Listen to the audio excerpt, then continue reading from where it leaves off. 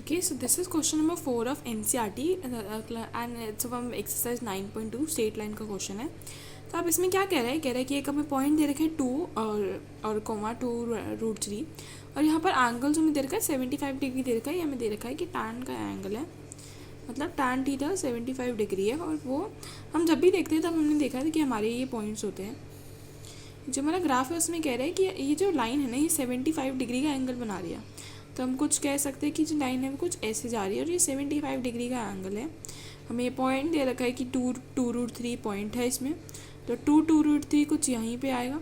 ठीक है, तो ये पॉइंट है इसके बीच का जो एक यहाँ पर लाई करता है, पॉइंट ए मान लो इसे, और 75 डिग्री का एंगल बना दिए।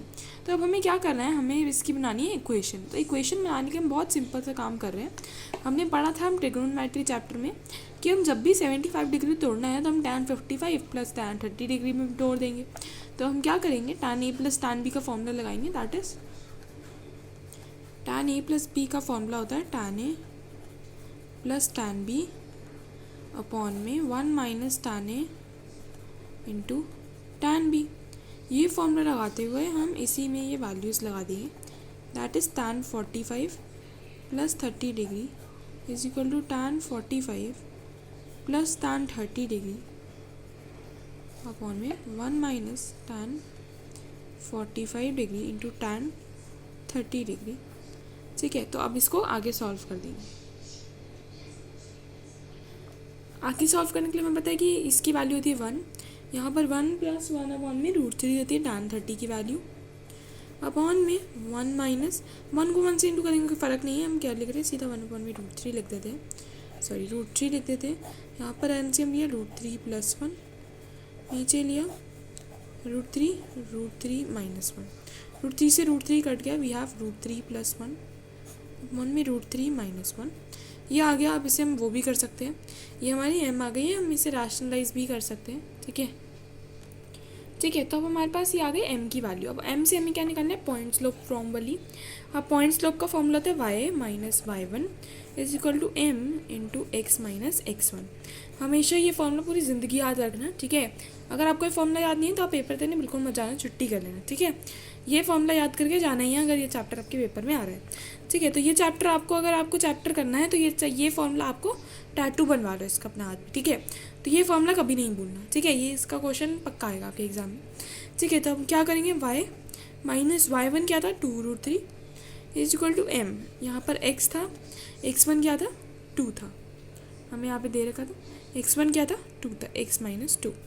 ठीक है, y माइनस 2√3, m हमने इतना बड़ा जो सॉल्व करके निकाला, अब हम इसको यूज़ करेंगे अपने दिमाग के साथ भी, इसका भी यूज़ करेंगे। Is equal to √3 plus 1 upon में √3 माइनस 1 x माइनस 2, यहाँ पे कर दिया।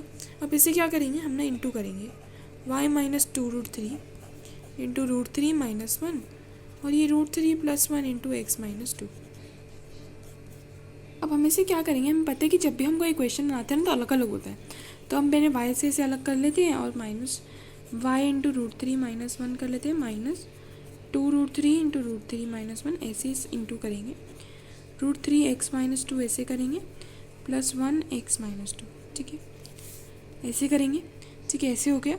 अब क्या करेंगे हम, y √3 माइनस 1 है, हम इसे इंटू कर लेते हैं, सॉरी ये माइनस है, माइनस 2 इंटू 3, ये प्लस 2√3 हो जाएगा यहाँ पर, ये √3 x माइनस 2 ही रखना। ठीक है, आप इसको ना x बाहर ले सकते हैं, ऐसे मत करना। इसमें क्या करेंगे, हम x यहाँ पर ले लेंगे, √3 प्लस 1 से इंटू करेंगे, क्योंकि हमें क्या चाहिए, आप ये गलती करोगे, आप पेपर में भी यही होता है, यहाँ पर भी यही गलती हुई कि हमने x को इंटू करना है। हमें क्या करना है, हमें पता है कि हम जो कभी कोई इक्वेशन बनाते हैं तो उसकी फॉर्म क्या होती है, ax plus by plus c is equal to 0। तो हम हमेशा ये ध्यान करनी है कि हम x जो है ना वो बाहर आना चाहिए, और a जो है कांस्टेंट चाहे कुछ भी हो, लेकिन x जो है वो ब्रैकेट के बाहर ही आना चाहिए। जैसे यहाँ पर y बाहर आ रहा है तो हमें यहाँ पर भी x बाहर चाहिए, तो हम x को √3 प्लस 1 से इंटू करेंगे, माइनस फिर 2 को हम √3 प्लस 1 से इंटू करेंगे। ठीक है, ऐसे हो गया, y into √3 minus 1 minus 6 plus 2√3 is equal to x into √3 plus 1 minus 2√3 minus 2।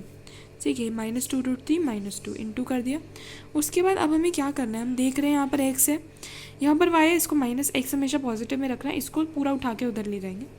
यहाँ 0 कर दिया, x into root three plus 1 हो गया, minus y into root three minus 1 हो गया।